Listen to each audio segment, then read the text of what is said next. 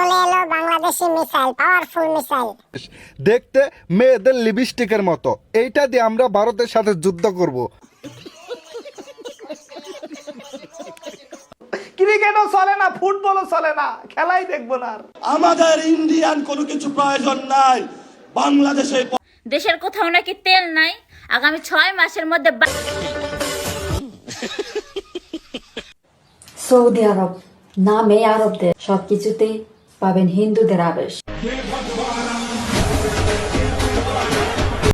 জয় শ্রীরাম বন্ধুরা, কি অবস্থা সবার? আই হোপ, আশা করি আপনারা প্রত্যেকে ভালো এবং সুস্থ রয়েছেন। তো আপনাদের কার কার রামনবমী কেমন কাটলো তা অবশ্যই কিন্তু কমেন্ট করে জানাতে ভুলবেন না। আর আজকের ভিডিওটি মেনলি হবে যাদের রাম নাম শুনলে বুকে ধরে জ্বালা, আজকে তাদেরকে নিয়েই কিন্তু হবে এই ভিডিওতে খেলা।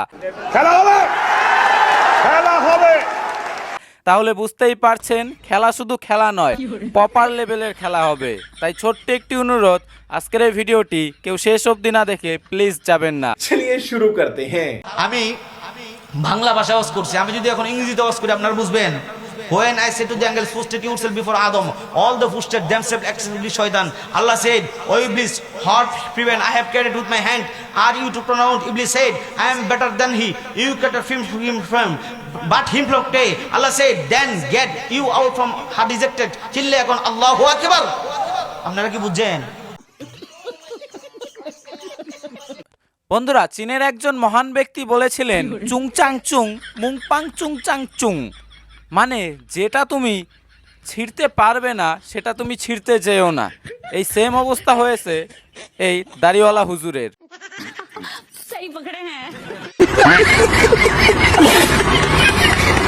আমাদের ইন্ডিয়ান কোনো কিছু প্রয়োজন নাই। বাংলাদেশে পর্যাপ্ত জিনিস আছে। মান মর্যাদা নিয়ে বাঁচবো, স্বাধীনতার প্রশ্নে কারোর সাথে আপোষ করব না। সংগ্রাম চলবে, লড়াই চলবে, বাংলাদেশ মুক্তি পাবে। বন্ধুরা, এই হুজুর চাচা বলছে কি যে ভারতের কোনো কিছুই নাকি বাংলাদেশের দরকার নেই। এ কারণেই তো বাংলাদেশ তেলের অভাবে কুকুরের মতো চেঁচাচ্ছে।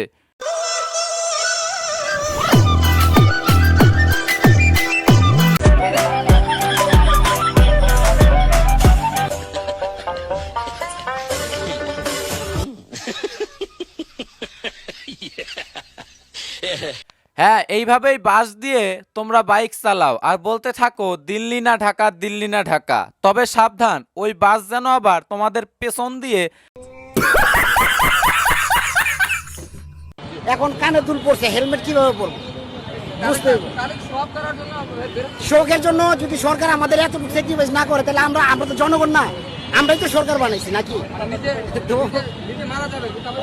মারা যদি আমি যাই, অ্যাক্সিডেন্ট হই, সরকার আমাকে বাঁচাতে পারবো না। এতগুলো অ্যাক্সিডেন্ট হয়েছে, সরকার বাঁচাতে পারছে।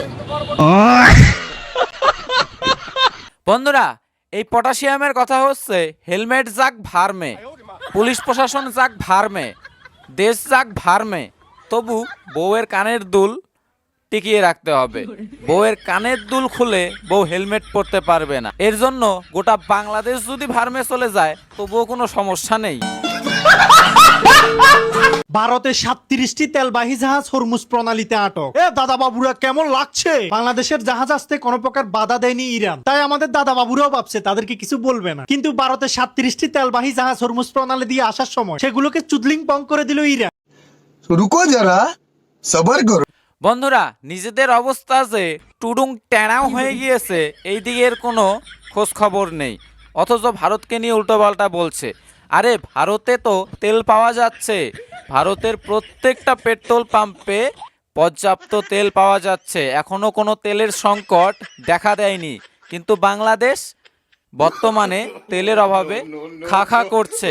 মানে এতদিন ভাবতাম তোরা শুধু রাতে নেশা করিস, না, এই ভিডিও দেখার পর মনে হচ্ছে তোরা 24 ঘন্টা নেশায় আসক্ত থাকিস। দেশের কোথাও নাকি তেল নাই, আগামী 6 মাসের মধ্যে বাংলাদেশের কোথাও কারেন্টও থাকবে না, কোথাও আলো জ্বলবে না। তাদের বাবা নুনুস 2 বছর দেশটাকে শুধু ধ্বংস করছে, দেশের একটা কাজ করে নাই, কিছু নিয়ন্ত্রণ করে নাই, কিচ্ছু করে নাই, শুধু ফেসবুকে এসে বড় বড় ভাষণ। আর এখন সেই ফলাফল সবাইকে ভোগ করতে হবে। বাংলাদেশের জাহাজ আসতে কোনো প্রকার বাধা দেয়নি ইরান, তাই বন্ধুরা, উপরে ভিডিওটা লক্ষ্য করেন, আর ফোকাসটা একটু কম দেন, ক্রাশ খেয়ে যাবেন। কেননা আমি যখন বারবার এই ভিডিওগুলো এডিট করতে লাগলাম তখন দেখে আমি অবাক হয়ে গেলাম। হ্যাঁ, আপনারা দেখছেন তাহলে একটু লাইক দেন, অন্যরা দেখুক।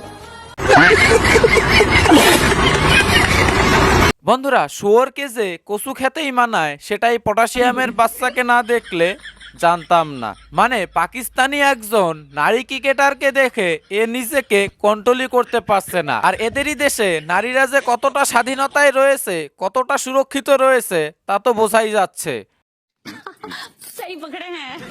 Ashik driving past the saluting day. প্রথম সারিতে রয়েছে লেফটেন্যান্ট কমান্ডার আশরাফের নেতৃত্বে জাহাজ হতে শত্রু জাহাজের নিক্ষেপণযোগ্য মিসাইল মডেল। নিজ সমুদ্র সীমায় শত্রুকে ঘায়েল করার জন্য মিসাইল এক অপ্রতিদ্বন্দ্বী অস্ত্র। বন্ধুরা, এটা নাকি বাংলাদেশের বিধ্বংসী ক্ষেপণাস্ত্রর মহড়া হচ্ছে। ছোট বাচ্চাদের স্কুলে দেখবেন যেমন খুশি তেমন সাজো একটি প্রতিযোগিতা হয়। সেই প্রতিযোগিতাটা আর এই যে মহড়াটা, এটা প্রায় পুরোপুরি মিলে যাচ্ছে। মানে মনে হচ্ছে দেখে কেউ কলা গাছ দিয়ে যেন মিসাইল বানিয়ে নিয়েছে। বন্ধুগণ, ভারতের সাথে যুদ্ধ করতে নতুন মিসাইল তৈরি করলো বাংলাদেশ, দেখতে মেয়েদের লিপস্টিকের মতো। এইটা দিয়ে আমরা ভারতের সাথে যুদ্ধ করব, আপনারা কি বলেন? কি আর বলবো কথা, এখন মনে লাগে ব্যথা। না এটা কোনো কাজ হইলো? একই দিনে ইন্ডিয়া পাকিস্তানকে গোল দিল 3টা, আর আমরা ভিয়েতনামের কাছ থেকে গোল খেলাম 3টা। ওরে না রে, মুঝে মারো মুঝে মারো। ক্রিকেটও চলে না, ফুটবলও চলে না, খেলাই দেখবো না আর। বন্ধুরা, যে দেশটা এতদিন যাবৎ ক্রিকেটে কোনো কিছু ছিঁড়তে পারেনি, শুধু ভারত বিরোধিতা করে গিয়েছে আর অন্য দেশকে বাপ ডেকে গিয়েছে, সেই দেশ যে ফুটবলে ভালো কিছু করে দেখাবে এটা আশা করাও একটি বাংলাদেশি দর্শকদের জন্য ব্যর্থতা। ক্রিকেটও চলে না, ফুটবলও চলে না, খেলাই দেখবো না আর। সৌদি আরব নামে আরব দেশ, তবে এগোর চলাফেরা, রীতিনীতি, কালচার, পরিবেশ সবকিছুতেই পাবেন হিন্দুদের আবেশ। এই দেশের মানুষের বিয়ের মাঝে শাক বাজায়, উলু উলু দেয়। আর কি কইতাম, নিজের চোখে তো দেখি। বোন শোনো, তোমাকে যুক্তি দিয়ে একটা কথা বলি। সব থেকে পুরনো ধর্ম কোনটা? আমাদের সনাতন ধর্ম। আর এই সনাতন ধর্ম থেকেই কিন্তু দুনিয়ায় যত ধর্ম দেখতে পাচ্ছ না, সব ধর্মের উৎপত্তি। এ কারণে সৌদি মুসলিমরা যতই চাক না কেন, তবুও তারা নিজেদের শেকড় থেকে, নিজেদের মূল থেকে এবং নিজেদের সংস্কৃতি থেকে চাইলেও কিন্তু বেরিয়ে আসতে পারছে না।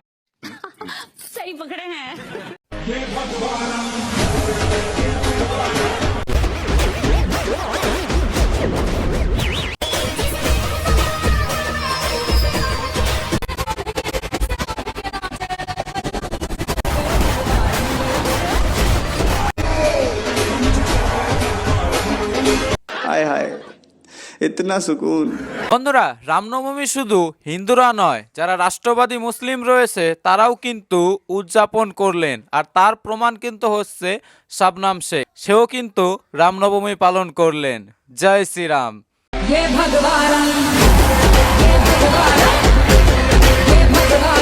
তো যাই হোক বন্ধুরা, আজকের এই ভিডিওটা এখানে শেষ করছি এবং আজকের এই ভিডিওটির কোন ভিডিও ক্লিপটি সব থেকে আপনাদের ভালো লেগেছে তা অবশ্যই কমেন্ট করে জানাতে ভুলবেন না। আর হ্যাঁ, কার রামনবমী কেমন কাটলো এবং কে কি করলেন তা অবশ্যই কিন্তু কমেন্টে জানিয়ে যাবেন। আপনাদের কমেন্ট পড়ার অপেক্ষায় রইলাম। ধন্যবাদ, ভালো থাকবেন, সুস্থ থাকবেন। দেখা হচ্ছে পরবর্তী অন্য একটি ভিডিওতে।